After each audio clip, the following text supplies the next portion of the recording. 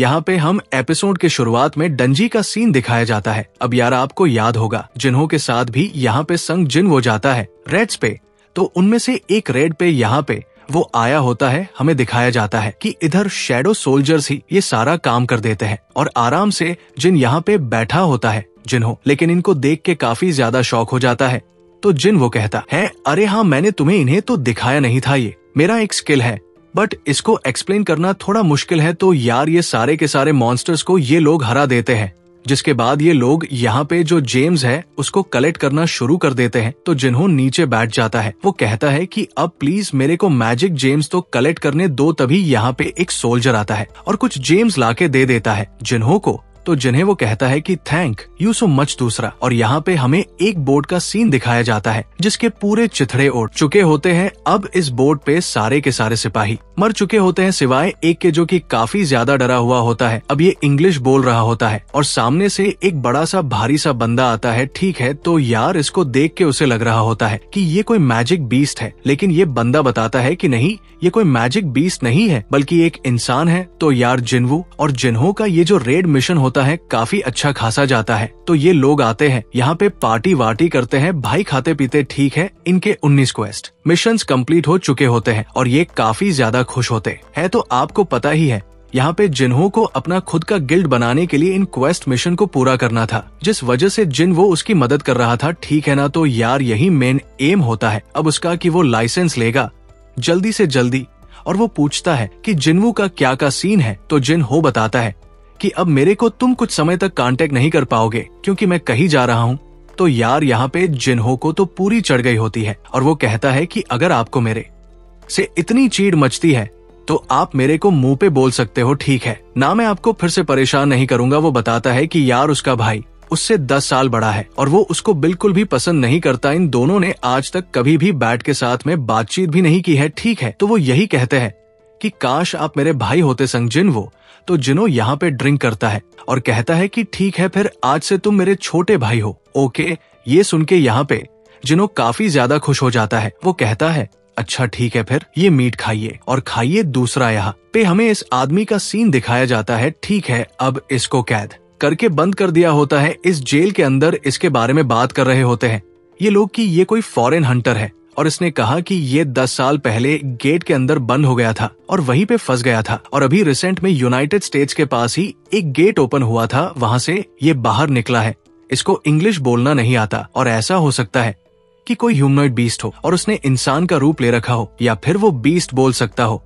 इसी वजह से हमने AS रैंक के हंटर को बुलाया है वाशिंगटन में, मिस्टर मतलब डंगसो को। ठीक है, तो ये लोग बात करते हैं इसके नाम के बारे में कि वो थोड़ा प्रोनाउंस करने में मुश्किल है, लेकिन इसका नाम है संग टू योन। यहाँ पे हमें अगले दिन का सीन दिखाया जाता है। सुबह जिन्वो रेडी होता है जाने के लिए। जिना पूछती है कि तुम कहाँ पे जा रहे हो। तो जिन्वो कहता है मैं 1 हफ्ते के लिए ट्रिप पे जा रहा हूँ। जिना पूछती है कि किसके साथ जा रहे हो, तुमने मेरे को बताया क्यों नहीं कि तुम्हारी गर्लफ्रेंड है।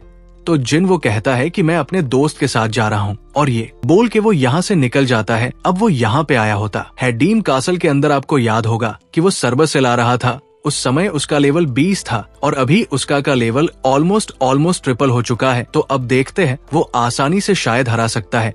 यहाँ पे बॉस को जैसे वो यहाँ पे अंदर आता है, उसे एक नोटिफिकेशन आता है क्वेस्ट का कि उसको 10,000 डीम की सोल्स को इकट्ठा करना होगा।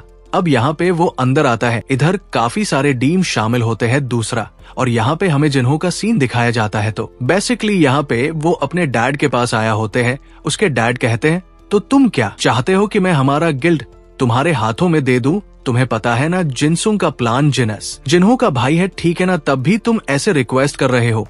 जिन्हों कहता है कि मेरे भाई का प्लान ये है कि वो किसी बाहर वाले बंदे को गिल्ड मास्टर बनाना चाहते हैं, जो कि हमारी कंपनी के लिए काफी ज्यादा खतरनाक हो सकता है। तो उसके डैड कहते हैं कि ये हंटर संग जिन वो है कि नहीं, वही जो डबल डंजी इंसिडेंट में था, वही जो कि शामिल था जब हंग डोंग सुक की टीम को खत्म किया गया था।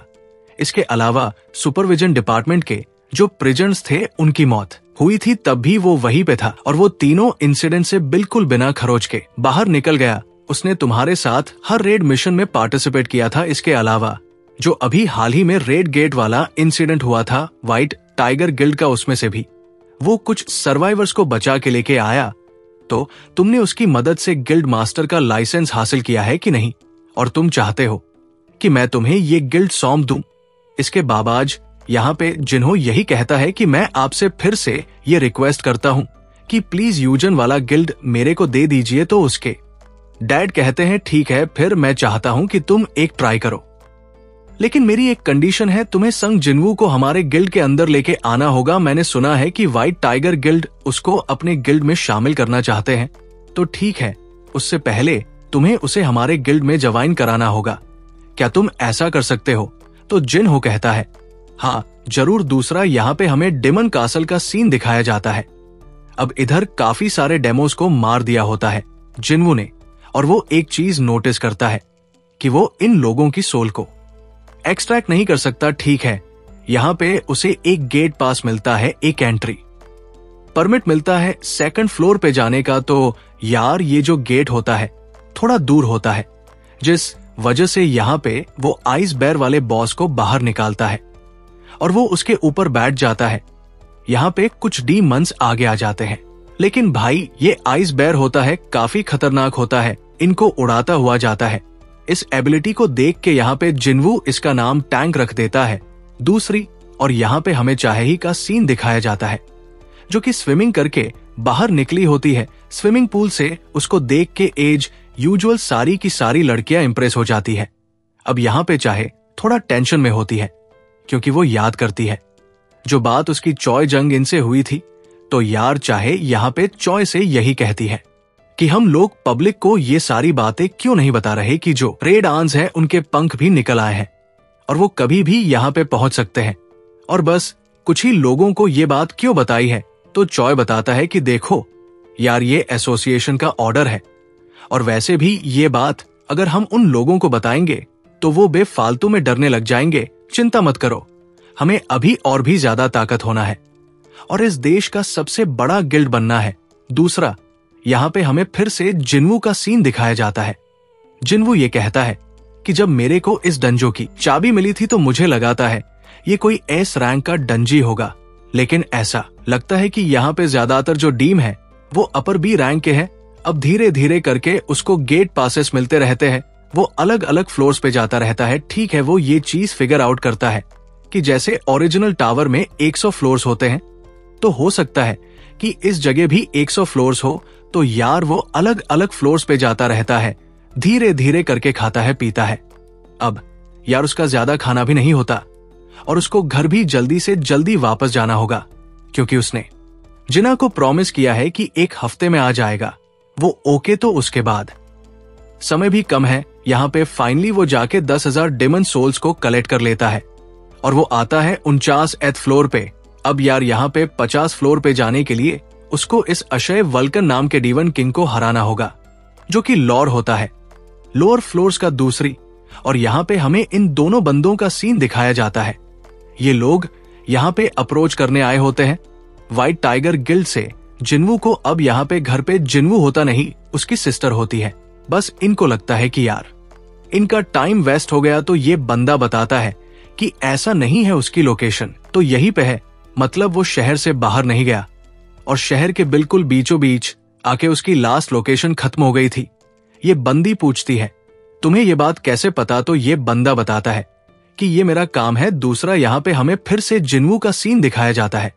वो कहता है कि बॉस को मेरे लिए छोड़ देना, बाकी सबको तुम निपटा सकते हो। यहाँ पे पूरी शैडो आर्मी आगे बढ़ती है इन डीवन से लड़ने के लिए और इग्रेस अपना कमाल दिखाना शुरू कर देता है।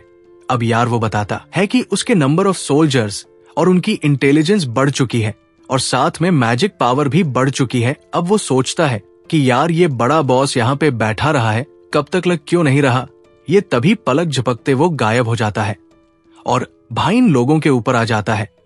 यहाँ पे इग्रेस भी शॉक हो जाता है इसे देख के और वो उनके ऊपर अटैक करता है। अब यहाँ पे जिनवू भी तैयार हो जाता है लड़ने के लिए। वो कहता है तुमने क्या किया उनके साथ? यहाँ पे वो एक ही पंच मारता है और जिससे कि ये किंग उड़ता हुआ जाता है और भाई यहाँ पे वो उठते साथ ही चिल्लाने लग जाता है। जिनवू समझ जाता है कि ये सरबस का स्किल है चिल्लाने वाला। वो यहाँ पे काफी तेज आता है भागता हुआ और भाई इस बंदे की स्पीड काफी खतरनाक होती है। वो यहाँ पे जैसे ही अटैक करने वाला होता है, जिन्वो आयरन से उसकी शील्ड मांग लेता है और ये बंदा यहाँ पे कंटिन्यूअस अटैक करता है जिन्वो के ऊपर।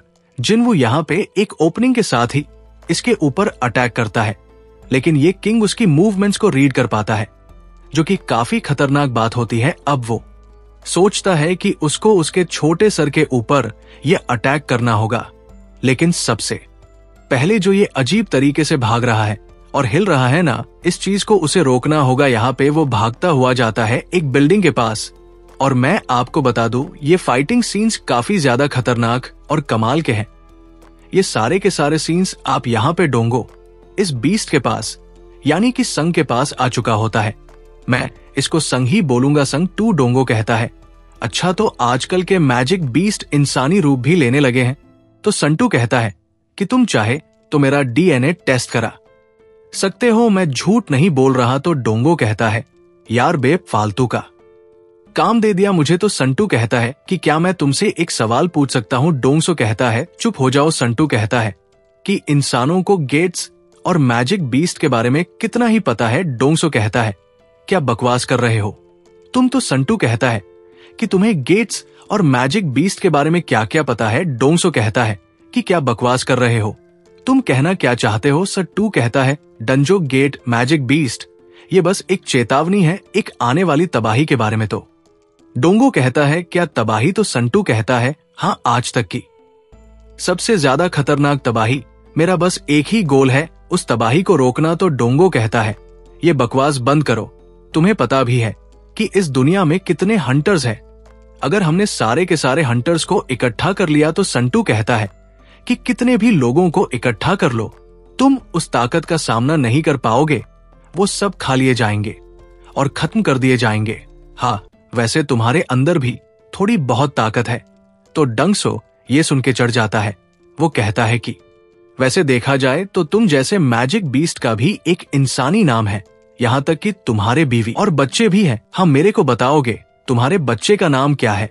क्या तुम्हें याद है अपने बच्चे का नाम? तो भाई यहाँ पे संटू बताता है कि उसके बेटे का नाम जिन्वू है, मतलब ये जिन्वू का पापा है। भाई संटू कहता है कि तुम्हारे अंदर इतना मर्डरस इंटेंट क्यों है? डोंगो कहता है कि मैं तुम्हारे किसी भी सवाल का जवाब नहीं देने वाला। तो सट कहता है, बताओ मुझे। तो डोंगो कहता है, देखो मैं तुम्हें एक ही चीज बता सकता हूँ कि तुम्हारा बेटा मारा जा चुका है, और अगर तुम्हारे को आखिरी शब्द है तो तुम उसे नर्क में जाके मिल सकते हो। ठीक है, उसे खुद ही बता देना। तो यार यहाँ पे इन दोनों का रर रिलीज होने लग जाता है। दूसरी रह हमें दिखाया जाता है फिर से जिन्वू का सीन। उसकी आर्मी यहाँ पे आगे बढ़ रही होती है। तो बेसिकली यहाँ पे उसने वो 50 फ्लोर वाले बंदे को तो हरा ही दिया था, अब वो आगे आ चुका होता है। इधर एक स्केलेटल किंग होता है, उसको भी वो हरा देता है, उसका लेवल अप हो जाता है दूसरे। और यहाँ पे हमें दिखाया जाता है एक तबाही का सीन, जहाँ पे एक बिल्डिंग डिस्ट्रॉय हो चुकी होती है। यहाँ पे कुछ फायर फाइटर्स होते हैं, कुछ ऑफिशियल होते हैं। वो कहते हैं, मैंने सुना है जब भी एस रैंक के हंटर्स लड़ते हैं तो उसकी ताकत से पूरे आसपास के एरिया में तबाही मच जाती है। अच्छा, वो हम लकी थे जो कि हम उस बिल्डिंग में शामिल नहीं थे। मतलब पलक झपकते ही लड़ाई शुरू होते साथ ही खत्म हो गई। भाई डोंगू हार गया अबे भाई, और संटू किधर गया दूसरी। और यहाँ पे हमें जिन्वू का सीन दिखाया जाता है।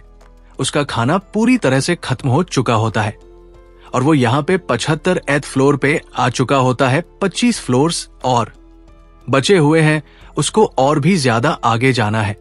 मतलब उसके पास इतना समय नहीं है। वो बताता है उसको ये एयरिंग मिला था बिग बॉस से, जो कि 50 फ्लोर पे था। ये नेकलेस उसे मिला था उस स्केलेटन से जो अभी अभी मरा है। इन दोनों ही आइटम्स के काफी अच्छे खासे इफेक्ट्स हैं। अब जो डिस्प्ले पे दिखा रहा है उसके हिसाब से ऐसा लगता है कि एक और बॉस बचा है, जो कि लेवल 2 का है। इसके अलावा यहाँ पे अवश अस ग्लास है, जो कि काफी कमाल का है, लेकिन जिन वो के किसी काम का नहीं है तो वो किसी और को दे देगा। अगर मैजिक सोल्जर्स के पास ये होगा तो उनकी ताकत काफी ज्यादा बढ़ जाएगी।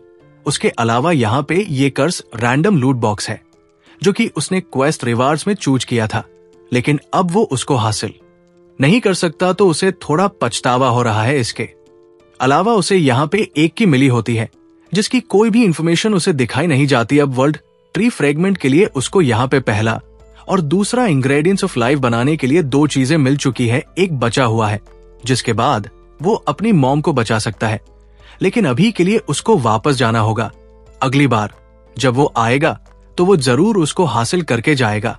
ये एपिसोड यहीं पे खत्म होता है।